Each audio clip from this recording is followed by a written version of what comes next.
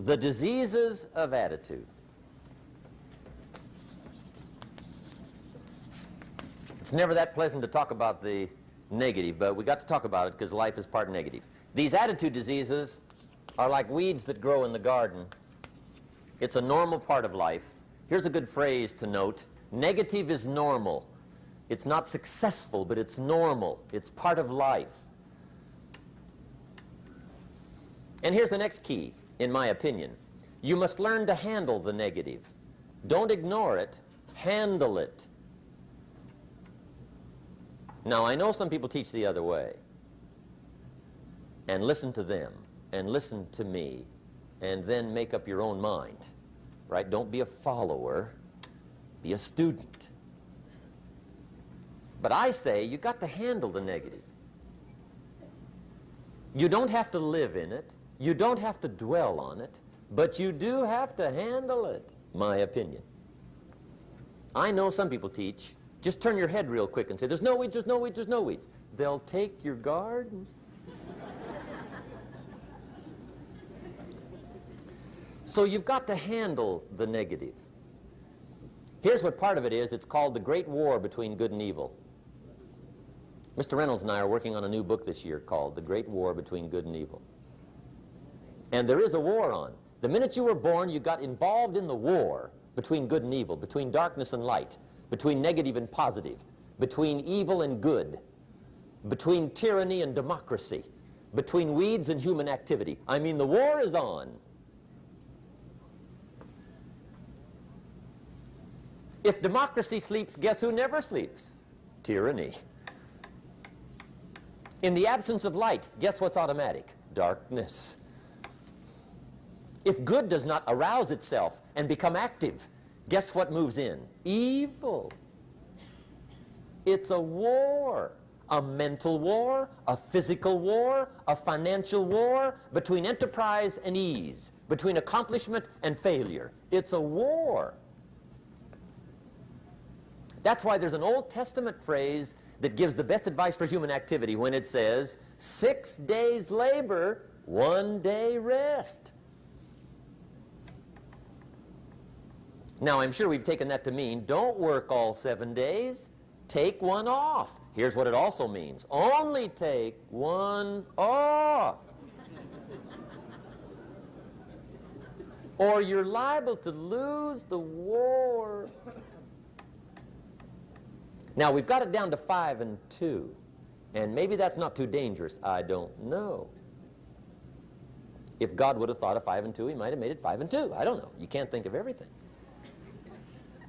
But here's what it does mean. Enterprise is better than ease. If you rest too long, the jungle overtakes the village. Now, here's the good news about the war between good and evil. Evil is no match for good, but good must be active. Weeds are no match for human activity, but if you stand still, how far in will they come? All the way. They'll grow right up around your shoes. But if you get busy, how far back can you take them? As far as you wish. They're no match, but you must be active. That's why the 6 and 1.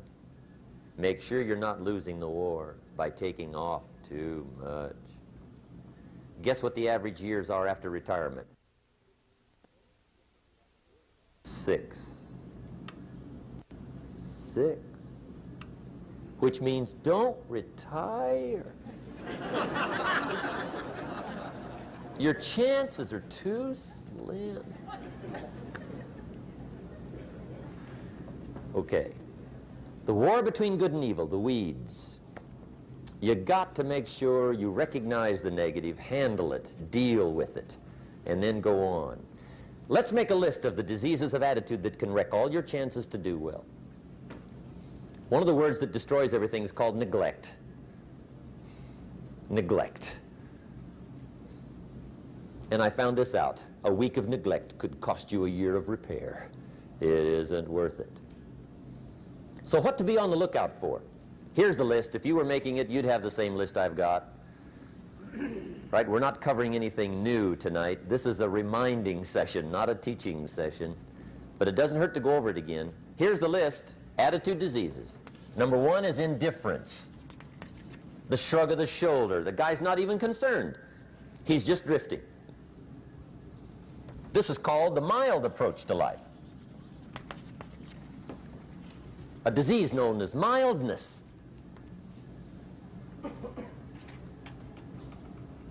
The guy says, well, I can't see getting all that worked up. Well, to be any kind of winner, you got to get worked up. There's one problem with drift. You cannot drift to the top of the mountain. And the good Lord said in the closing chapters of the Bible, here's the best way to live, one way or the other. That's best. Hot or what's next best? Cold is next best to hot.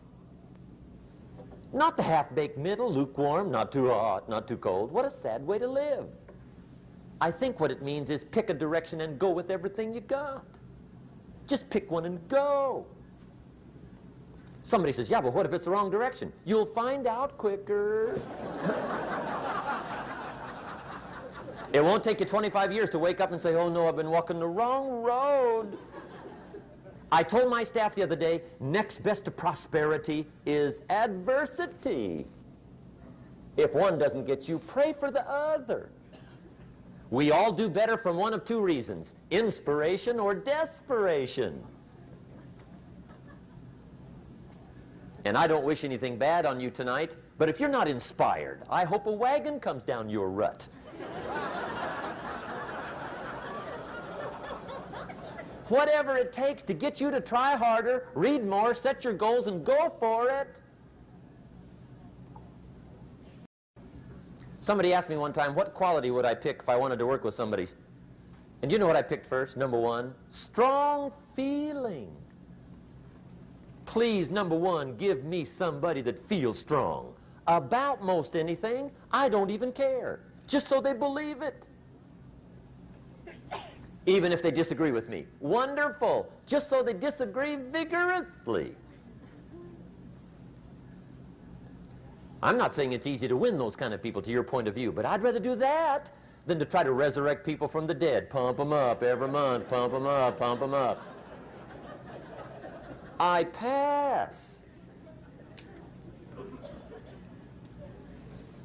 The good Lord needs a leader for the early Christians. Remember the early days of the Christians? Not like today. If you were to stand up in the early days and say, I'm a Christian, cut off your head, toss you and your wife in jail, let you rot. I mean, those were ugly days. Being a Christian back then was not called socially acceptable. They didn't have 125,000 in the Los Angeles Coliseum to hear Billy Graham on a Sunday afternoon. Not back in those days. Back in those days when the Christians got in the Coliseum, it was a different story, right? I mean, the word was, stay out of the Coliseum, especially on Sunday. Last Sunday was Lions 33, Christians nothing. See, those were mean, tough struggle days for the Christians. Now, when the days are mean and tough and struggling, you got to have some kind of leader. Do you know who the good Lord picked for the leader when the days were mean and ugly? Saul. From Tarsus. That's who he picked, Saul. I'll tell you what, I would have picked him. You would have picked him. Anybody would have picked Saul. Saul was one of those incredible guys. Once he got into something, look out. Everybody in the community knew what Saul was in. Because whatever he joined, he'd flip all the switches, open up all the dials, turn on all the faucets, and go like mad. He was known as All-Out Saul. I mean, he was something else. Now, at first, it wasn't working out well. Saul hated Christians, which makes a poor leader, right? I mean, that won't work. Saul got this bug somewhere about the Christians. He got to hating Christians. And he hated them so bad, every time somebody would say Christian, he'd fly into a rage. And I guess he decided one day, it was his mission in life to get rid of all the Christians. He was Saul anyhow, could do most anything he wanted to. So he got him these letters of authority to go around to the various communities and hunt down the Christians. They said, do whatever you want to with them, Saul. They're unpopular anyhow. Drag them in the streets, whip them, stone them, torture them, kill them. You mention the name Saul from Tarsus to the early Christians. I'll tell you what they would do. They would run, hide, lock the doors, leave town, dive underground. I've been in the catacombs of Rome where they hid. He was mean. I mean, terribly mean. But remember the story? One day Saul's making it for Damascus. Heard about some new Christians, flies into a rage, takes off for Damascus. And the story said he was angry. There's a little sentence in the story that says, on his way to Damascus, he was breathing out threatenings and slaughter, which meant he felt rather strong about the idea, right? That's strong. That's strong. But on this journey, right, according to the story, as Saul was making his way to Damascus, the good Lord looks down out of heaven and says, there's my man, Saul. He's got to be something else. And according to the story, this great light shines out of heaven, knocks him flat, right off his horse, grinds his face in the dirt, and blinds him for 3 days. The good Lord using recruiting tools we can't use, but when you're Lord, right? To make a long story short, Saul from Tarsus becomes converted to Christianity. He becomes Paul, the great leader, the apostle. And without a doubt, the good Lord got him a dandy. One he didn't have to pump up every month. In one of his later writings, he said, the things I once hated, I now love. The things I once loved, I now hate. See, that's strong. Here's the key to the good life. Learn to put everything you've got into everything you do. Whatever you are doing, pour it on. It will quickly open up into opportunity or quickly disclose to you that you ought to be doing something else. The delusion is, if I had a better job, I'd really pour it on. See, that's delusion. Wherever you are, pour it on. Don't give somebody half a job for a day's pay. Pour it on. See, that'll help change your life. Get rid of this disease. Here's the next attitude disease, indecision. Mental paralysis. The guy can't make up his mind and it becomes a disease. Pretty soon he knows he's got it. The guy says, well, I know I'm on the fence. But he says, what if I get off on the wrong side? Listen, after a while it doesn't matter. Just get off. Any side will do. A life full of adventure is a life full of many decisions. The ones that turn out to be wrong give you better experience to make better decisions. So don't see how many decisions you can get out of, see how many you can get into. That's where the adventure is. So shake off this disease, indecision. The next one is doubt. Doubt's like a plague. And one of the worst is self-doubt. There are many, but that's one of the worst. The guy doubts himself. Doubts if it'll last that long for him. Doubts if he can do that well. Doubts if he can make that much. Doubts if he can accomplish all that. A chronic, excellent self-doubter. You can imagine what damage that does to your future. So here's the key. Turn this coin over and become a believer. And there's many things to believe in. One of the majors is yourself. The understanding of self-worth is the beginning of progress. Now, if those three don't get you, this one will. Worry. That's a devastating disease. Worry. Worry causes health problems, social problems, personal problems, family problems. It's devastating. Worry long enough, it'll drop you to your knees. Could reduce you to begging. I know how bad this one is. I used to have it bad. I used to be known as a super worrier. Not a super warrior. No, super worrier. My family wished I'd have been a warrior. I got those years to make up for. But I'll tell you what. My advice to you is do what I finally did on worry. Give it up. Who needs it? I'm not saying it's easy. I'm saying it's worth it. It took me almost 1 year to kick the worry habit, and it was not an easy year. It was one of the toughest years I ever spent, but I finally got that monkey off my back. And I discovered you could live the most incredible life free of worry. Not free of challenge, not free of difficulty, free of worry. I learned how to do it, and you can. Here's the next attitude disease. Over caution. Some people never will have much. They're too cautious. Now, you can also be too reckless, but you can also be too cautious. This is called the timid approach to life. And my caution was always the risk. Risk used to drive me right up the wall. I used to say, what if this happens? It's called the language of the poor. What if this happens? And on top of that, if this was to happen, look at the fix I'd be in. I better not try. I could always ace myself out. Then I'll tell you what changed my whole life when I finally discovered it's all risky. The minute you were born, it got risky. If you think trying is risky, wait till they hand you the bill for not trying. If you think investing is risky, wait till you get the tab for not investing. See, it's all risky. Getting married is risky. Having children is risky. Going into business is risky. Investing your money is risky. It's all risky. I'll tell you how risky life is. You're not going to get out alive. That's risky. The Englishman says, well, if that's the way it's going to work out, let's give it a go. Right, that's what it's for. Give it a go. Somebody says, yeah, but I'm looking for safety and security. Fine, then huddle in a corner. We'll cover you with a sheet, bring you 3 meals a day. And we'll protect you, feed you, look after you, care for you. We won't let anything happen to you, and you'll probably live to be 100. The guy said, well, yeah, I'd live to be 100. But what a way to live. Right. What a way to live, safe and secure. Don't ask for security. Ask for adventure. Better to live 30 years full of adventure than 100 years safe in the corner. And see, it's not important how long you live. What's important is how you live. Here's the next attitude disease. We're almost through with this motley list. In fact, we're almost through. Hang on.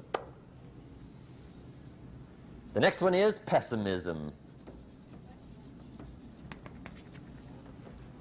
Pessimism, the deadly disease of always looking on the bad side, the problem side, the difficult side, checking all the reasons why it can't be done. The poor pessimist leads an ugly life.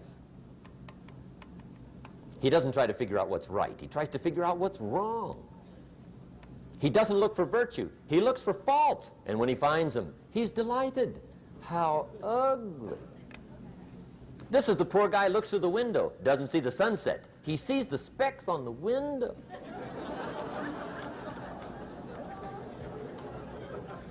And this is the poor guy, right, who rushes up, takes such leave of his senses. This guy rushes up and he says, I've got 5 good reasons why it won't work. He's so dumb he doesn't know all he needs 1. He's got 5.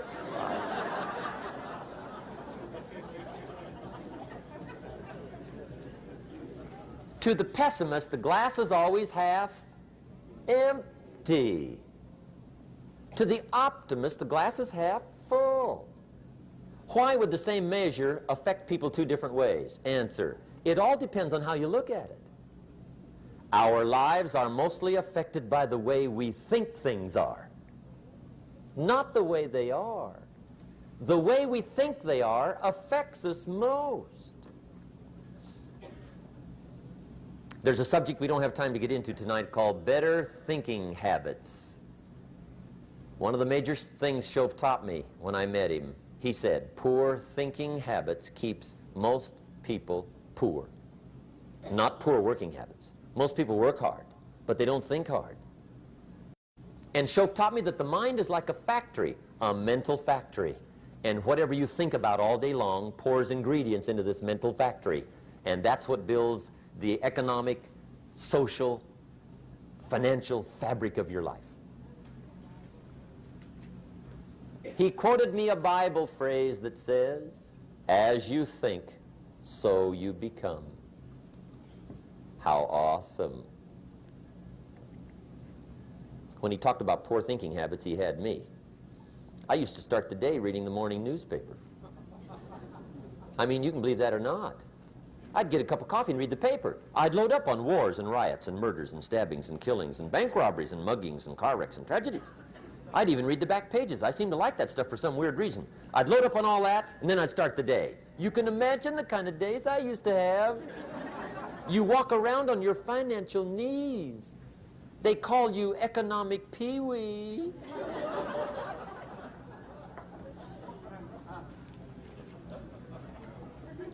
The guy says, I want to be a great leader. Wonderful. The first thing we do is follow him to his house.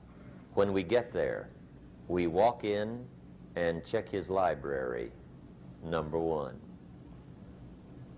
Somebody says, well, why check his library?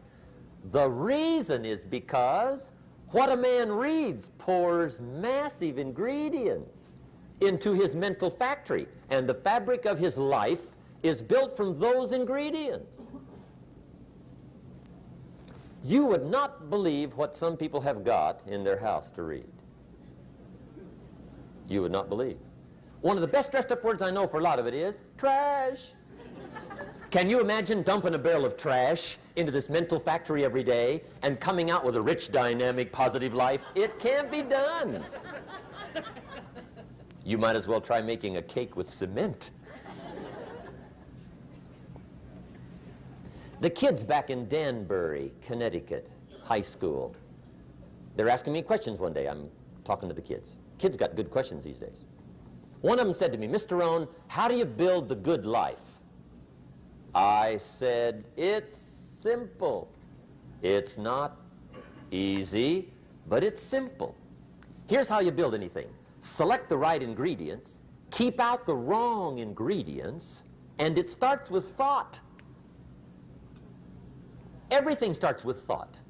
So you must be wise and careful what you think about, because that starts everything. You got to be wise and careful. I asked the kids, what would happen if somebody dropped sugar in my coffee? They said, well, you'd be okay. I said, what if somebody dropped strychnine in my coffee? They said, well, you'd be dead. I said, correct. Lesson one, life is both sugar and strychnine. You gotta be careful. I said, what if my worst enemy drops in the sugar? They said, will you be okay?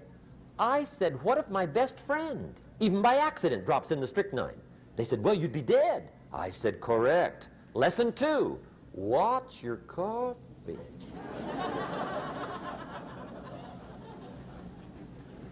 You got to be careful. See, it doesn't matter who hands you the bad stuff. It doesn't matter where you get the bad stuff. It'll still do its damage on your bank account, wherever you get it.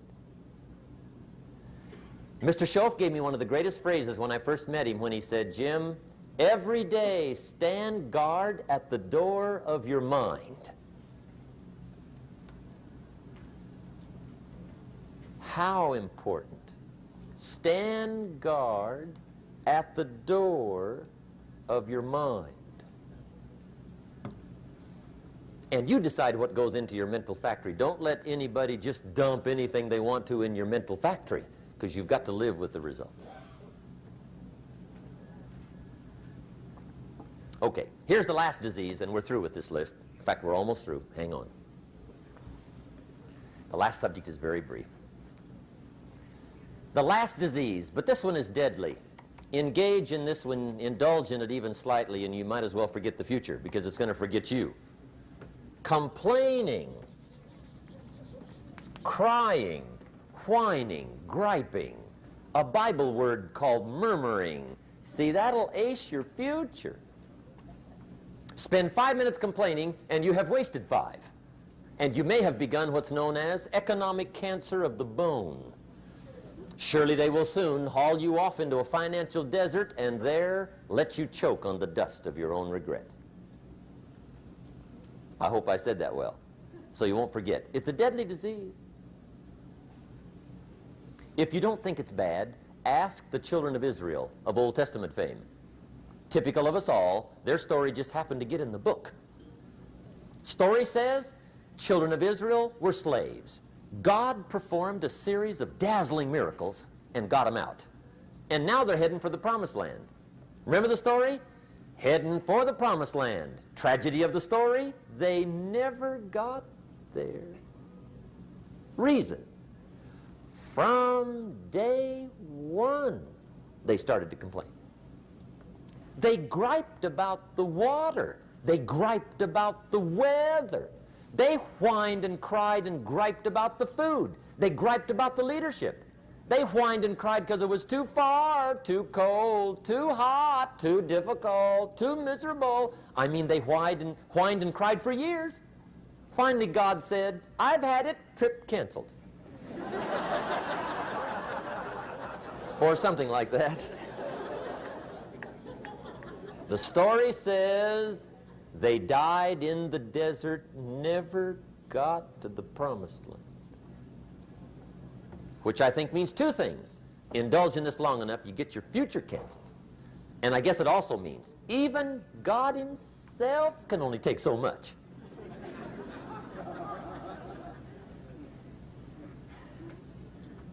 Okay. Just be on the lookout of the things that can destroy all the good you start. The war is on. And this evening, tomorrow, mentally, personally, socially, economically, you got to make sure you're winning the war. And this is part of it.